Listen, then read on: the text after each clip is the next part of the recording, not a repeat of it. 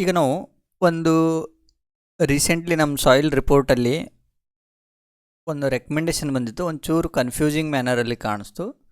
So ಈ ಥರ ಬಂದಾಗ ಯಾವ ಥರ ನಾವು ಹ್ಯಾಂಡಲ್ ಮಾಡಬೇಕು, ಯಾವ ಥರ ನಾವು ಇಂಟರ್ಪ್ರಿಟ್ ಮಾಡಬೇಕು ಅಂತ ಅನ್ನೋದನ್ನು ನಾನು ಇಲ್ಲಿ ಎಕ್ಸ್ಪ್ಲೇನ್ ಮಾಡ್ತೀನಂತೆ.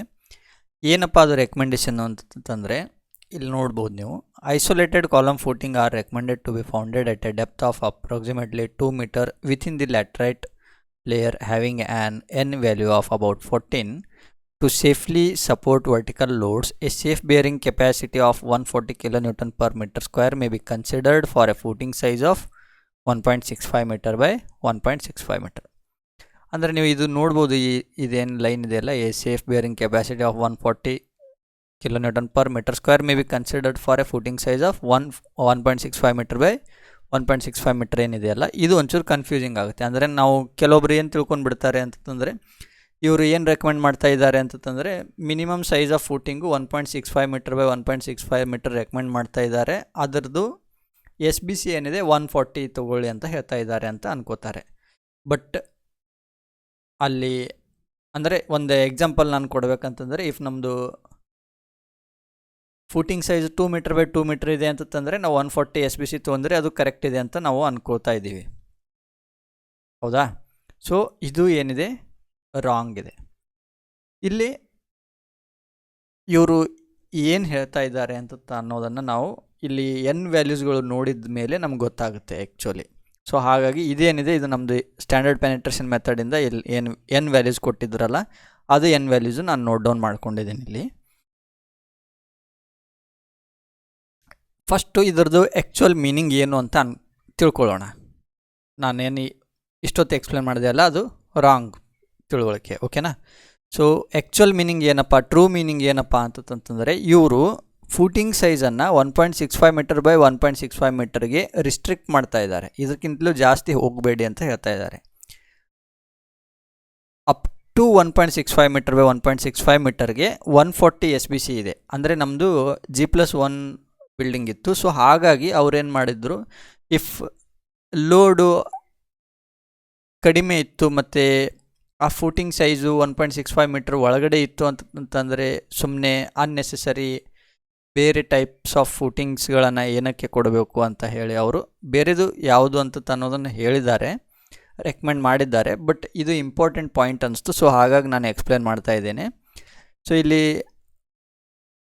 1.65 ಒಳಗಡೆ ಇತ್ತು ಅಂತಂದರೆ 140 SBC ಕನ್ಸಿಡರ್ ಮಾಡಿ ನೀವು ಡಿಸೈನ್ ಮಾಡ್ಬೋದು ಅಂತ ಇವರು ಹೇಳಿದರು. ಸೊ ಟ್ರೂ ಮೀನಿಂಗ್ ಏನು ಅಂತಂದರೆ 1.65 meterವರೆಗೆ ಮಾತ್ರ 140 SBC, ಇದರ ಹೊರಗಡೆ ಆಯಿತು ಅಂತಂದರೆ SBC ಕಡಿಮೆ ಆಗುತ್ತೆ. ಸೊ ಅದು ಕಡಿಮೆ ಯಾವ ಥರ ಆಗುತ್ತೆ ಅಂತ ಅನ್ನೋದನ್ನು ನಾನು ಒಂಚೂರು ಎಕ್ಸ್ಪ್ಲೇನ್ ಮಾಡ್ತೀನಂತೆ. ಬಟ್ ಅದಕ್ಕಿಂತಲೂ ಮೊದಲು ಒಂದು ಕಾನ್ಸೆಪ್ಟ್ ಇದೆ.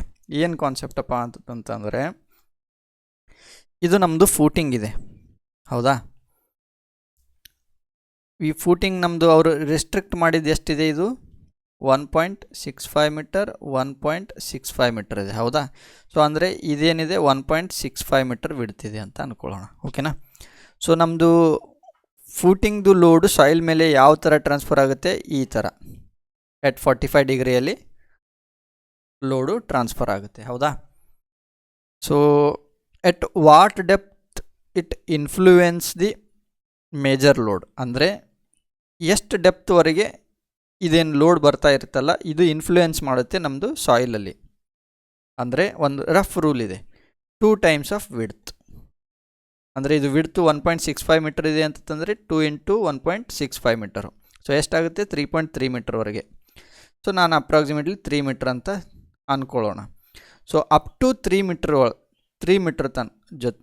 ಅಲ್ಲಿವರೆಗೆ ಮಾತ್ರ ಮೇಜರ್ಲಿ ಸ್ಟ್ರೆಸ್ ಅಥವಾ ಲೋಡ್ ಇನ್ಫ್ಲೂಯೆನ್ಸ್ ಮಾಡುತ್ತೆ. ಅದಾದಮೇಲೆ ಇಲ್ಲೇನಿದೆಯಲ್ಲ, ಇಲ್ಲಿ ಲೆಸ್ ಇನ್ಫ್ಲೂಯೆನ್ಸ್ ಮಾಡುತ್ತೆ. ಇದು ನಮ್ಮದು ಒಂದು ರಫ್ ಕ್ಯಾಲ್ಕುಲೇಷನ್ನು ಲೋಡ್ ಟ್ರಾನ್ಸ್ಫರ್ ಬಗ್ಗೆ, ಹೌದಾ? ಸೊ ಈಗ ನೆಕ್ಸ್ಟ್ ಏನಪ್ಪ ಅಂತಂದರೆ, ಇಲ್ಲಿ ನೀವು ಎನ್ ವ್ಯಾಲ್ಯೂಸನ್ನು ನೋಡ್ಬೋದು. ಸೊ ಫಸ್ಟ್ 2 meter ಅಂತೂ ಏನಿದೆ ಇಲ್ಲಿ ಎಕ್ಸ್ಕವೇಷನ್ ಮಾಡಿದ್ದಿರುತ್ತೆ, ಫೂಟಿಂಗು ಕಾಸ್ಟ್ ಆಗುತ್ತೆ, ಹೌದಾ? ಇಲ್ಲಿ. ಅದಾದಮೇಲೆ ಈ ಥರ ಸಾಯಿಲ್ ಮೇಲೆ ಲೋಡ್ ಟ್ರಾನ್ಸ್ಫರ್ ಆಗುತ್ತೆ, ಹೌದಾ? ಸೊ ಈ ಲೋಡ್ ಟ್ರಾನ್ಸ್ಫರ್ ಎಲ್ಲಿವರೆಗೆ ಆಗುತ್ತೆ ಅಂತ ನಾವು ಕ್ಯಾಲ್ಕುಲೇಟ್ ಮಾಡಿದ್ವಿ, 3.3 ಆರ್ 3 ಮೀಟರ್ ಅಂತ ಅನ್ಬೋದು, ಹೌದಾ? ಸೊ ಅಂದರೆ ಇಲ್ಲಿವರೆಗೂ ಇದು 2 + 3 ಮೀಟರ್, ಇದು 2 ಮೀಟರ್, 5 ಮೀಟರ್, ಓಕೆನಾ? ಸೊ ಫ್ರಮ್ ಗ್ರೌಂಡ್ ಲೆವೆಲಿಂದ 5 ಮೀಟರ್ ಅಂತ ಅಂದ್ಕೊಳ್ಬೋದು, ಓಕೆನಾ? ಸೊ 3 ಮೀಟರ್ವರೆಗೆ ಇನ್ಫ್ಲುಯೆನ್ಸ್ ಮಾಡುತ್ತೆ ಅಂತ ಅನ್ನೋದನ್ನು ನಾವು ನೋಡಿದ್ವಿ.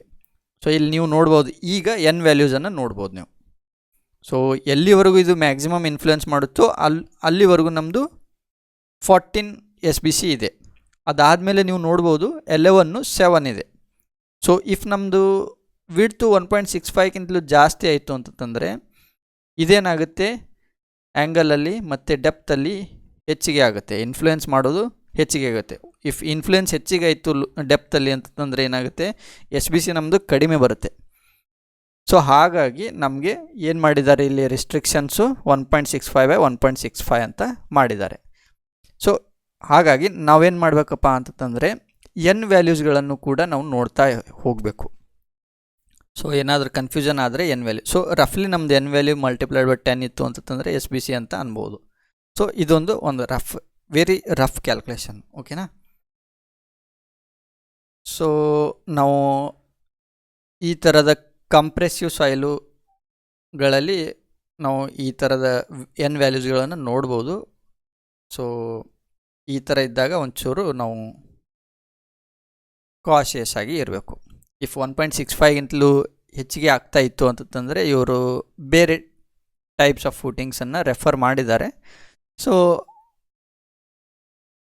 ಅದು ನಮಗೆ ಇಂಪಾರ್ಟೆಂಟ್ ಇರಲಿಲ್ಲ, ಇದ್ರದ್ದು ಮೀನಿಂಗ್ ಏನು ಅಂತ ಅನ್ನೋದನ್ನು ಹೇಳೋದು ಇಂಪಾರ್ಟೆಂಟ್ ಇತ್ತು. ಸೊ ಹಾಗಾಗಿ ನಾನು ಎಕ್ಸ್ಪ್ಲೇನ್ ಮಾಡಿದ್ದೇನೆ, ಓಕೆನಾ? ಓಕೆ.